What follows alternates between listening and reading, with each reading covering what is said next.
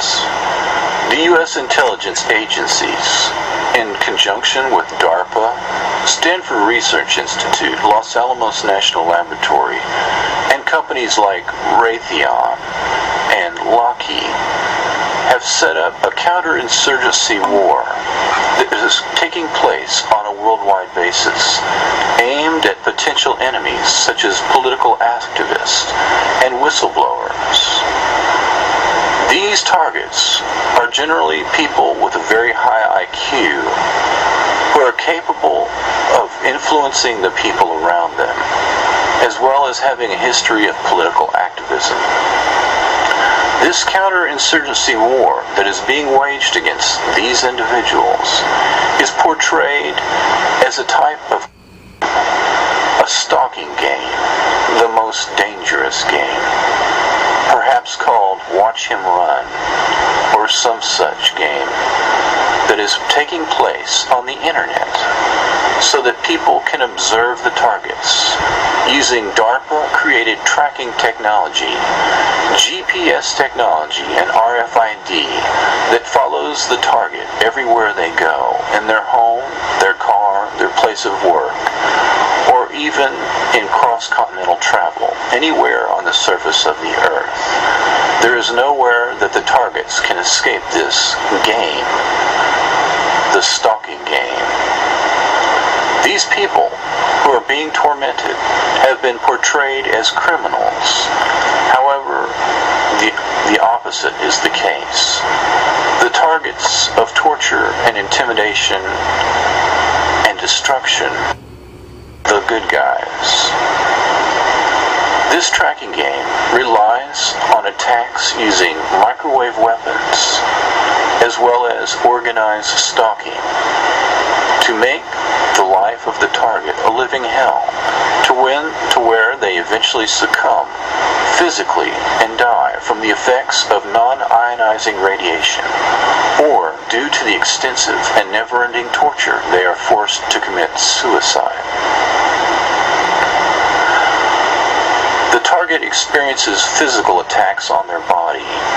Microwave weapons are placed in close proximity to where they live and where they work, and are even placed in their cars if necessary. These miniaturized electronic devices, in essence antennas, are capable of tracking and attacking the target with microwave frequency that can deliver shocks, stabs, or subdermal burns to their physical bodies in a continuous manner, or perhaps every few minutes. Their body experiences internal heating and burns, sleep disruption, sleep deprivation as a primary tactic to slowly break them down. These types of physical attacks are complemented with attacks on the mind of the subject. Dr. Jose Delgado perfected the use of a brain-to-computer-to-brain feedback loop so that he was able to give a continuous stimulus and response type signal to his patients. This is exactly what is used to attack the target. Their EEG is hit with an antenna. It causes an interference pattern. This is downloaded and demodulated to capture the target's EEG in real time on a computer. This EEG pattern is then stimulated with responses from the computer, such that their moods or their thoughts can be controlled as one would shock a mouse as it moves through a maze in order to control the direction that it moves in. These types of attacks on the mind of the target are insidious and terrifying. These broadcasts can broadcast fear or anger or other negative emotions at the target, as well as making them see imagery such as physical mutilation or the torture and murder of adults and children and other negative imagery to stimulate a sense of victimization with the target. Microwave hearing was perfected by Dr. Alan Fry in 1958.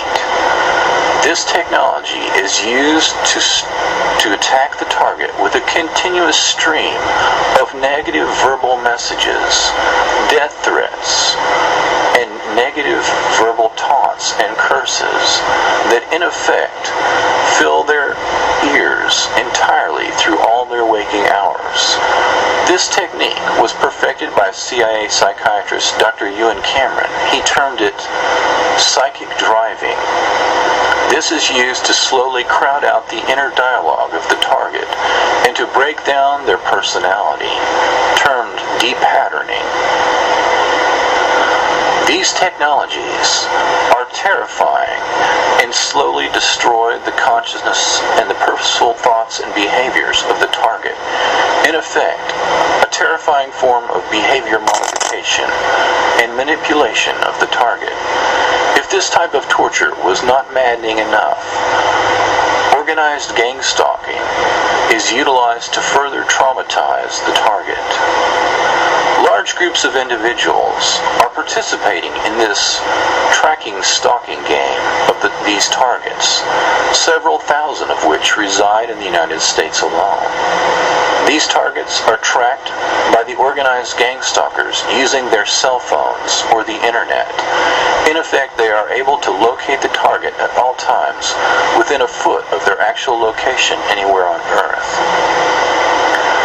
The organized gang stalkers have been shown video that portrays the targets in a negative light in order to discredit the target, as well as to motivate the stalkers into using verbal assaults, as well as even physical assaults and harassment within the community to drive the target out of the community and perhaps to force them to commit suicide without ever laying a hand on them.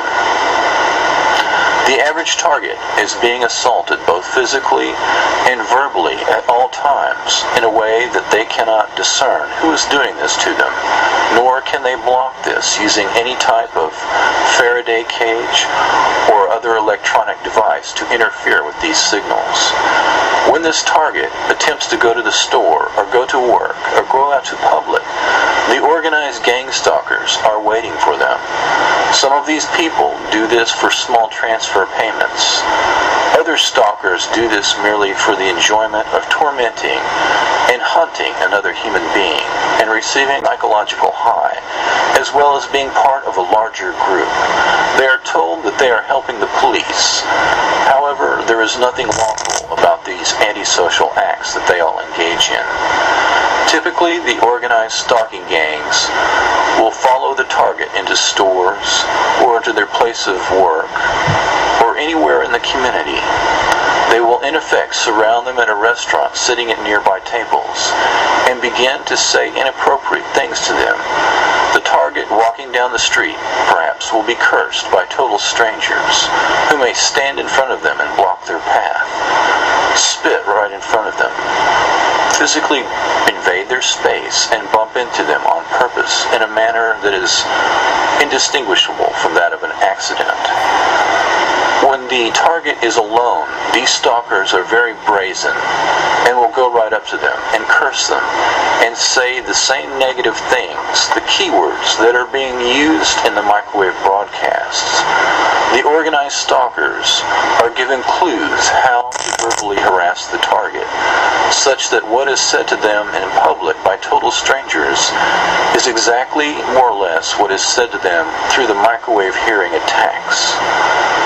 These are attacks on their hygiene, their appearance, their intellect, verbal assaults that are designed to make the target feel victimized and be stuck in a cycle of fear, anger, and retaliation that neutralizes them and slowly drives them from the community and from the company of other people, and instilling a fear of going out in public.